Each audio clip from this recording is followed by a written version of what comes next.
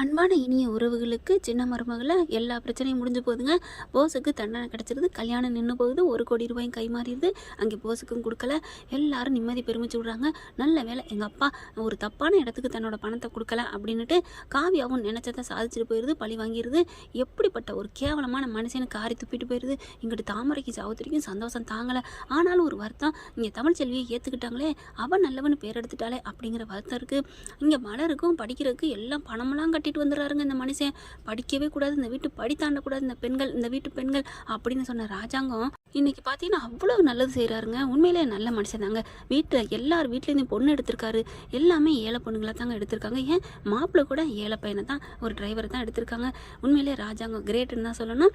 அடுத்து எல்லாம் என்ன பண்ணுறாங்க, தமிழ்ச்செல்வி நீ இங்கே இருக்கணும், அங்கே போகக்கூடாது அப்படின்னு சொல்லிடுது. அப்போ தான் இருந்துட்டு உடனே ராஜாங்கம் ஆமாம்மா நீ இங்கே தாம்மா இருக்கணும், என் சாமிம்மா, என் குல விளக்குமா நீ அப்படிங்கிறாங்க.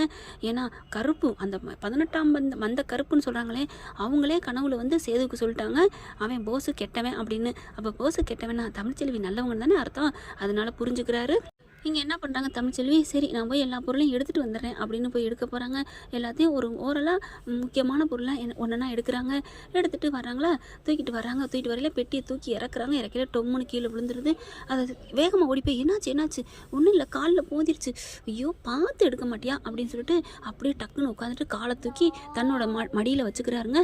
வச்சுக்கிட்டு என்னம்மா பார்க்க மாட்டியா, ஒன்றும் இல்லை மாமா விடுங்க அப்படிங்கிறாங்க. நீ சும்மா இரு அப்படின்னு சொல்லிட்டு என்ன பண்ணுறாரு, ஒரு எண்ணெய் எடுத்துகிட்டு வந்து நல்லெண்ணெய் எடுத்துகிட்டு வராருங்க. எடுத்து தேய்க்கிறாரு. அப்படியே நல்லா வலிக்குது. இங்கே பாரு வீங்கிக்கிடுச்சு பாரு, பார்த்து எடுக்க மாட்டியா என்ன தமிழ்ச்செல்வி அப்படின்னு சொல்லிட்டு தேய்ச்சி விடுறாரு.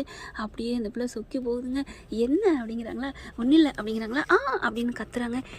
என்னாச்சு, ஐயோ மிதிக்கிறான் குத்துறான் அப்படின்னு தமிழ்ச்செல்வி சொன்ன கையோட அப்படியே எந்திரிக்கிறாரு. தமிழ் என்ன அப்படின்னு கேட்குறாங்க. நான் கொஞ்சம் கை வச்சு பார்க்கட்டுமா அப்படிங்கிற பாவமாக இருக்குது பார்த்துக்கங்க அப்படிங்கிறாங்க. அப்படியே கை தடவுறாரு. கை வச்சோன்னு அப்படியே அவங்களுக்கு குளிர்ந்து போகுது. உள்ளுக்கு இருக்க குழந்தை தான் அப்பனோட ஸ்பரிசத்தை உணர்றாங்க இல்லையா அந்த குழந்தைங்க, அதனால அப்படியே குழுக்குழுன்னு விளையாடுதுங்க உள்ளுக்குள்ள. அப்புறம் இங்கிட்டு இருக்க குழந்தை அப்படி கோவம் வந்துடுது. அப்படியே ஒரு இடி அடிக்குது. இந்த பக்கம் வலிக்குது அப்படின்னு சொல்ல உடனே அங்கிட்டு வந்து கையை வச்சு பார்க்குறாரு. உனக்கு என்ன 2 பக்கமும் இடிக்குது, ஒன்றும் புரியலையே, ரெட்டை பிள்ளையா இருக்குது தெரியலையே அப்படிங்கிறாங்க. எனக்கு என்னமோ 2 பிள்ளை இருக்க மாதிரி தான் தெரியுது, வயிறும் பாருங்களேன் பெருசாக இருக்குது அப்படிங்கிறாங்க. தமிழ்ச்செல்வி 2 குழந்தைய இருந்தால் எவ்வளோ சந்தோஷமாக இருக்கும். 2 குழந்தை என்ன பண்ணுவீங்க, நீ ரெட்டை குழந்தைய மட்டும் சுமந்தேன்னு வச்சுக்கேன், தரையிலே உன்னை நடக்க விட மாட்டேன், தாங்கன்னு தாங்கிடுவேன் தெரியுமா, அப்போ நான் காலேஜுக்கெல்லாம் எப்படி போகிறது, தாங்கி கொண்டு போக வேண்டி அப்படிங்கிறாங்க. ஏமாம்மா அப்படிங்கிறாங்க. இல்லை பெட்டி விழுந்தோன்னு அதை எடுக்கிறாங்க பார்க்குறாங்க. அதுக்குலேருந்து ரிப்போர்ட்டிங் பூரா இருக்குது. நீ பார்த்தியா உன்னோட மெடிக்கல் ரிப்போர்ட்டு அப்படின்னு பார்க்குறாரு. சரி இதை போயிட்டு இன்னொரு வாட்டி செக் பண்ணிட்டு வந்துடுமா அப்படிங்கிறாங்க. வேணாங்க, அதெல்லாம் முடியாது, எனக்கு ஆசையாக இருக்குல்ல, நான் ஃபஸ்ட்டு வாட்டி உங்கள்கிட்ட வர முடியாமல் போச்சு, ப்ளீஸ் தமிழ்ச்செல்வி எனக்காக அப்படிங்கவும் சரின்றாங்க. கார் எடுத்துகிட்டு கிளம்புறாங்க. அப்போ தான் என்ன பண்ணுது, உள்ளுக்கு இருந்துட்டு வெளியில் வருது. எங்கே போகிறாங்க, அவங்க இந்த மாதிரி செக்கப்புக்கு போகிறாங்க. ஐயோ 2 குழந்தை இருக்குது தெரிஞ்சு போயிருமே அப்படின்னு நினச்ச கையோட பரவாயில்ல தெரிஞ்சா என்ன, அதான் 2 பேரும் ஒன்று சேர்ந்துட்டாங்கல்ல அப்படின்னு அப்போ தான் பேசாமல் இருக்குது. இங்கே என்ன பண்ணுறாங்க, சேதுவும் தமிழ்ச்செல்வியும் ஆஸ்பத்திரிக்கு போயிடுறாங்க. போனதுக்கப்புறம் செக்கப்புக்கு வந்திருக்கோம் அப்படிங்கிறாங்களா. செக்கப்புக்கு வந்ததுக்கப்புறம் என்னம்மா தமிழ்ச்செல்வி நல்லா இருக்கியா, நல்லா இருக்கேன் அப்படிங்கிறாங்க. அடுத்து நர்ஸும் வந்துடுறாங்க. ஸ்கேன் பண்ணி பார்க்குறாங்க. ஸ்கேனில் அந்த குழந்தை அழகாக 2 உருவம் அப்படியே உருளுது. சேது பார்க்குறாங்க. என்ன 2 உருவம் உருளுது, 2 குழந்தையா அப்படின்னு கேட்க, ஆமாம் ரெட்டை குழந்தை தான் உங்கள் ஒய்ஃபுக்கு அப்படிங்கிறாங்க. தூக்கி வாரி போடுது. என்ன டாக்டர் சொல்கிறீங்க, ஆமாம் உங்கள் ஒய்ஃபு 2 குழந்தை தான் சுமக்கிறாங்க அப்படின்னு தூக்கி வாரி போடுது.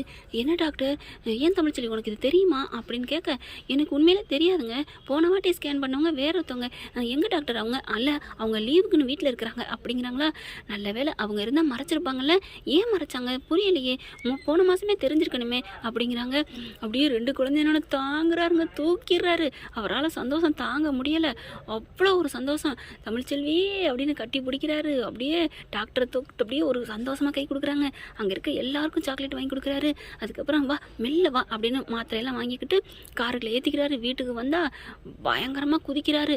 அங்கேருந்து ஃபோன் பண்ணிடுறாங்க எல்லாத்தையும். யாருன்னு பார்த்தா பேண்டு பாத்தியம் எல்லாத்தையும் கூட்டிகிட்டு வந்து பிபி மேலே கொட்டுறவங்க எல்லாம் என்னாச்சு யார் அப்படிங்கிறாங்க. அதுக்கு முன்னால் வருது இங்கே தமிழ்ச்செல்வி பின்னாடி கூட்டிகிட்டு வராரு. டேய் என்னடா அப்படின்னு அப்பத்தா கேட்க ராஜாங்கத்துலேருந்து எல்லாரும் வந்து நிற்கிறாங்க. அப்போ தமிழ்ச்செல்வி மெல்ல மெல்ல நீ இறங்கவெல்லாம் வேணாம் அப்படின்னு அவரே தூக்கிடுறாரு. தூக்கிட்டு வராருங்க. டேய் என்னடா நடக்குதுங்க அப்படின்னு கேட்க அப்பா உங்களுக்கு ஒரு விஷயம் தெரியுமா? அப்பத்தா உனக்கு தெரியுமா தெரியாதா? ஆஹா கண்டுபிடிச்சிட்டான் போல இருக்கே, நல்ல வேளை நம்மளை திட்டலை அப்படின்னு நினைக்கிது அப்பத்தா கிழவி. அதுக்கப்புறம் இந்த வீட்டுக்கு 2 வாரிசு வரப்போகுது அப்படின்னு சேது சொன்னகையோட என்னடா சொல்கிற அப்படின்னு கேட்குறாங்க. உடனே வீட்டில் இருக்கவங்க எல்லாரும் சந்தோஷப்படுறாங்க. அந்த 4 பேரை தவிரங்க ஆத்தாமக்கா 2 பேரும் 4 பேர் இங்கே போஸ் 5 பேர் சேர்ந்துட்டு என்னது ரெட்ட பிள்ளையா அப்படின்னு 4 பேருக்கும் வயிறு எரியுது. அப்படியே தமிழ்ச்செல்வி தூக்கி தாங்கிட்டு வராரு. டே அதுக்காண்டி ரொம்ப ஓவரா பண்ணாதரா, இறக்கி விட்றா அப்படின்னு அப்பத்தா சொல்ல அப்பத்தா என் பொண்டாட்டி ஸ்பெஷல் மற்றவங்க மாதிரிலாம் இல்லை, என்ன நினச்சிட்டு இருக்க, நீ வா தமிழ்ச்செல்வி அப்படின்னு கூப்பிட்றாங்க. அப்புறமா போய் சேரில் உட்கார வைக்கிறாங்க.